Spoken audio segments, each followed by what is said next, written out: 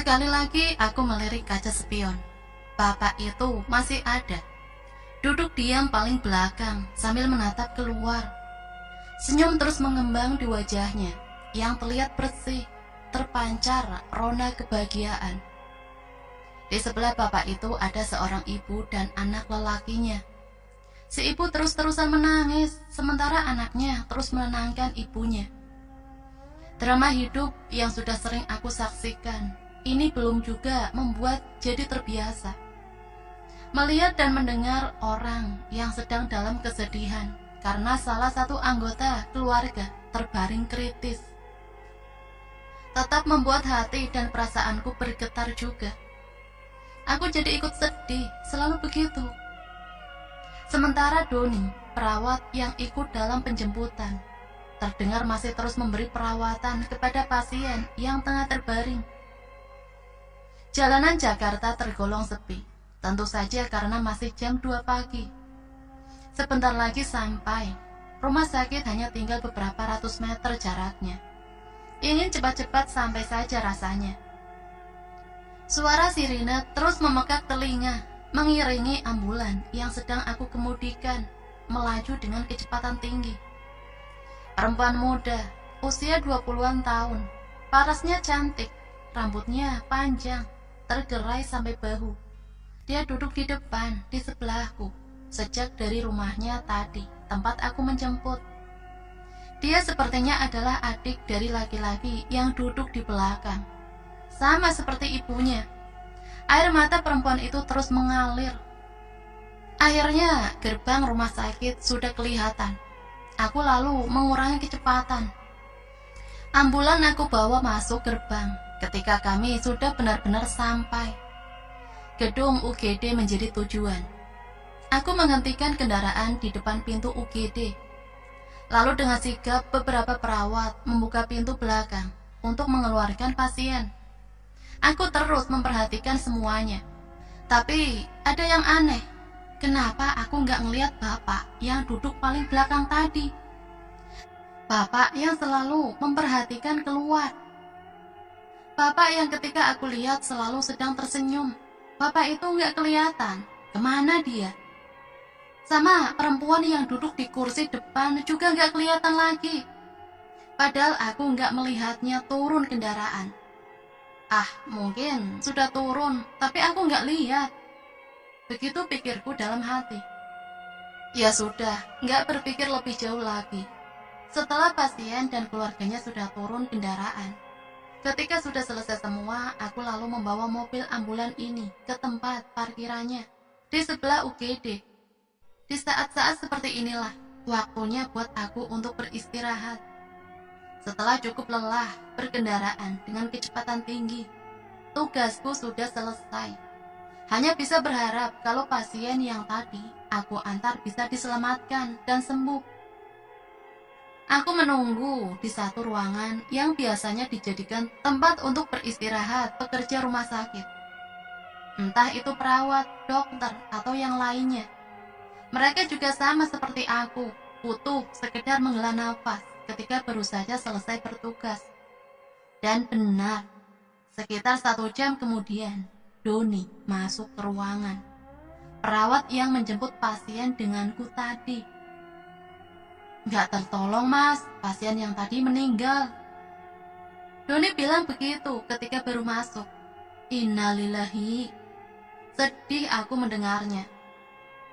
Tadi saya ngobrol sama anak laki-lakinya. Sepeninggal almarhum, ayahnya sekarang hanya tinggal dia dan ibunya saja. Lanjut Doni. Tinggal berdua, kan masih ada bapak dan adiknya yang ikut kita tadi, Don. Ucapku sedikit protes. Mas Anton ini gimana sih? Yang meninggal itu bapaknya. Sedangkan adiknya sudah meninggal juga 2 tahun yang lalu. Sakit katanya. Kan tadi ada bapak-bapak di belakang bareng kamu, Don. Bareng pemuda. Ibunya dan adik perempuannya yang duduk di depan. Mas, tadi itu saya di belakang cuma bareng anak laki-laki pasien dan ibunya saja. Nggak ada bapak-bapak. Doni mulai agak tinggi nada bicaranya.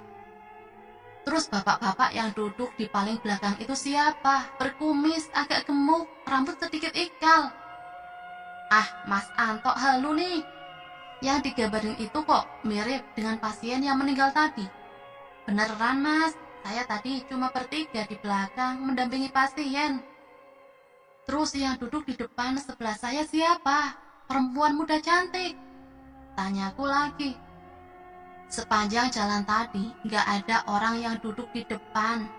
Mas Anto duduk sendirian. Kami semua di belakang, gak ada yang duduk di depan selain Mas Anto. Begitu Doni bilang, dan dia sama sekali gak bercanda. Aku Anto, bekerja sebagai sopir ambulan di salah satu rumah sakit besar di Jakarta. Profesi ini sudah aku geluti sejak tahun 2009 lalu. Sudah cukup lama. Awalnya ini memang bukan jadi pekerjaan yang aku inginkan dan cita-citakan. Sama seperti kebanyakan orang, aku juga ingin bekerja kantoran. Tetapi nasib menggariskan demikian. Aku harus mengabdikan hidup sebagai supir ambulan. Rumah sakit tempatku bekerja juga bukan rumah sakit kecil, termasuk cukup besar malah. Bangunannya menjulang tinggi di jalan besar yang terletak di selatan Jakarta. Yayasan yang menaungi juga sangat menghargai pekerjaannya, termasuk supir sepertiku. Makanya sudah 10 tahun lebih aku bertahan, karena memang betah. Dalam perjalanannya, banyak pengalaman yang aku rasakan. Pahit getirnya sudah aku alami, termasuk cukup banyak pengalaman menjurus seram. Beberapa di antaranya sangat jauh di luar logika. Nggak masuk akal. Tapi kejadian satu pengalaman janggal menjurus seram sudah aku ceritakan di awal tadi. Ketika ambulan yang aku kemudikan membawa penumpang gelap. 2 penumpang ternyata sudah meninggal. Seperti aku bilang tadi, banyak peristiwa yang sama sekali nggak bisa diterima akal. Susah untuk dipercaya. Aku sendiri yang mengalaminya pun nggak habis pikir, kok bisa semuanya terjadi. Salah satu contohnya lagi, kejadian yang aku alami ketika baru beberapa minggu bekerja. Satu peristiwa yang aku sangat ingat detailnya sampai sekarang. Waktu pertama kali masuk dulu, sebenarnya sudah ada satu supir ambulan. Tetapi karena ambulan yang dimiliki oleh rumah sakit lebih dari satu, maka supir yang dibutuhkan juga harus lebih dari satu. Akhirnya, garis hidup menentukanku untuk masuk dan bekerja di rumah sakit ini. Ada satu ambulan yang berbeda. Kalau ambulan lain adalah kendaraan baru dan modern. Yang ini ukurannya lebih kecil dan usianya sudah cukup usur. Bisa dibilang merupakan ambulan tua yang sebentar lagi akan dipensiunkan. Namun masih layak pakai. Bisa ditebak, akhirnya akulah yang ditugaskan untuk mengemudikan ambulan tua itu. Kisah yang akan aku ceritakan adalah kejadian seram yang aku alami ketika mengendarainya. Ambulan yang pasti sudah banyak cerita di belakangnya. Saksi bisu banyak kisah sedih dan seram. Pertengahan 2009, beberapa minggu aku baru mulai bekerja. Semuanya berawal ketika aku ditugaskan untuk mengantar pasien menuju rumahnya di daerah Purwakarta, Jawa Barat. Entah apa alasannya waktu itu. Gak banyak tanya, aku langsung menjalankan tugas yang diberikan. Masih lekat dalam ingatan, waktu itu hari Kamis. Aku harus menuju Purwakarta pada sore menjelang malam, berbarengan dengan padat kendaraan karena jam pulang kantor. Benar saja, selepas maghrib aku terjebak dalam kemacetan jalan tol Jakarta Cikampek. Volume kendaraan sangat tinggi, gak mampu ditembus walaupun terang-terangan yang aku kemudikan adalah ambulan. Kami tetap saja tersendat karena kendaraan lain seperti enggan untuk memberi jalan. Untung saja pasien yang aku antar pulang ini kondisinya gak kritis. Jadinya agak berkurang bebanku berkendaraan.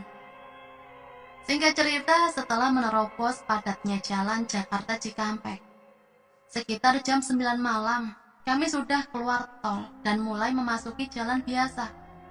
Tadinya aku pikir setelah keluar tol nggak akan lama lagi akan sampai tujuan, tapi salah. Ternyata kami masih harus menempuh sekitar 1 jam lagi perjalanan ke arah Subang. Cukup jauh, tapi akhirnya perjalanan sampai di ujung juga. Sekitar jam setengah 9 kami sampai di rumah pasien. Aku yang ditemani oleh 1 orang perawat, Irawan, membantu pasien untuk turun dari ambulan bersama keluarganya. Lega rasanya ketika tugas sudah selesai ditunaikan. Setelah kami diajak untuk makan dan minum terlebih dahulu. Jam 11 aku dan Irawan kembali pulang menuju Jakarta. Mas Anton, saya nanti turun di terminal Purwakarta ya. Sudah dekat ke Bandung, Mas. Saya besok off 2 hari, jadinya mau mudik aja sekalian. Irawan bilang begitu ketika kami baru saja meninggalkan rumah pasien. Dia memang orang Bandung, orang tuanya tinggal di Kota Kembang. Makanya memutuskan untuk sekalian pulang karena sudah sampai di Purwakarta yang lebih dekat ke Bandung. Oh gitu. Ya udah Mas, sekalian mudik ya. Tanggung udah di sini kan? Aku jawab begitu. Begitulah setelah Irawan turun. Nanti selebihnya aku akan berkendara sendirian menuju Jakarta. Benar adanya, setelah sampai di lampu merah perempatan Purwakarta Subang Bandung, Irawan turun. Kami berpamitan. Setelahnya aku terus melaju, masuk jalan tol menuju Jakarta. Jalan tol jam 12:30 malam, sudah sangat lengang, walau masih cukup banyak kendaraan yang melintas. Ambulan aku pacu dengan kecepatan sedang. Melihat situasi jalan yang gak terlalu ramai dan gak ada yang perlu aku kejar, jadinya kecepatan tinggi gak terlalu diperlukan. Ditambah sadar kalau yang aku kendarai itu adalah kendaraan yang umumnya sudah gak muda lagi.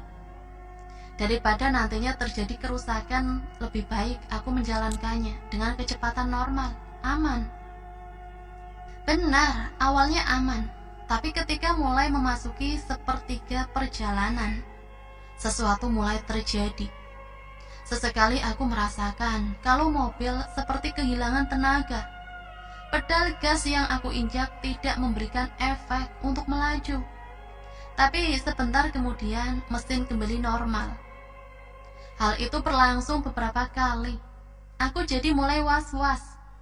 Kenapa sih ini mobil? Bergumam aku sendiri. Kemudian mulai berdoa, semoga mobil dapat terus melaju sampai nanti di tujuan. Terus aku berdoa sepanjang jalan, tapi ternyata takdir berkehendak lain. Di kilometer 40, akhirnya mesin berhenti total. Untunglah aku masih sempat mengarahkan mobil ke bahu jalan sebelum mesin benar-benar mati. Lewat tengah malam itu, aku terjebak di tengah jalan tol dengan mobil mogok. Untungnya aku masih termasuk orang yang mengerti tentang mesin kendaraan. Jadinya masih percaya diri untuk memeriksa kerusakan kenapa sampai mesin mati. Di pinggir jalan itu, aku coba mencari tahu sumber kerusakannya. Tapi aneh, entah sudah berapa kali aku memeriksa dan memperhatikan mesin mobil, tapi nggak melihat ada kerusakan. Semuanya normal. Sampai akhirnya menyerah di titik ini. Aku coba menghubungi Pak Ruslan. Beliau adalah supir seniorku. Dia juga yang sebelumnya mengendarai mobil ini. Halo, Pak Ruslan. Maaf mengganggu Pak, saya mau minta tolong. Aku bilang begitu ketika percakapan sudah dimulai. Iya, ada apa Tok?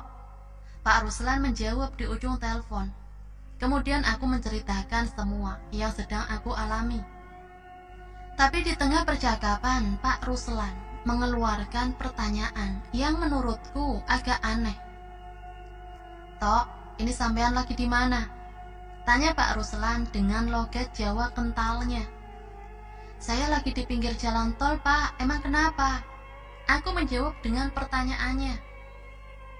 Kok saya dengar ada orang yang sedang berdoa ya? Banyak orang? Atau kamu sedang dekat tempat ibadah? Nggak ada, Pak. Ini saya benar sedang di pinggir jalan tol. Nggak ada orang berdoa. Seperti itu percakapanku. Oh gitu, maaf. Saya nggak bisa bantu apa-apa. Lebih baik kamu tunggu mobil derek aja. Kalau memang mobil mogok total. Begitu katanya. Ada orang berdoa. Kok aneh? Tapi ya sudahlah. Aku mengabaikan omongan Pak Ruslan itu. Beliau juga nggak bisa membantu. Nggak ada jalan lain. Aku akan menghubungi nomor darurat jalan tol. Tapi sebelum menelpon, iseng aku mencoba memutar kunci mobil sekali lagi. Mencoba menghidupkan mesin. Sambil berdoa, aku melakukannya. Ternyata mesin hidup, menyala dengan normal. Seperti nggak pernah ada kerusakan sebelumnya.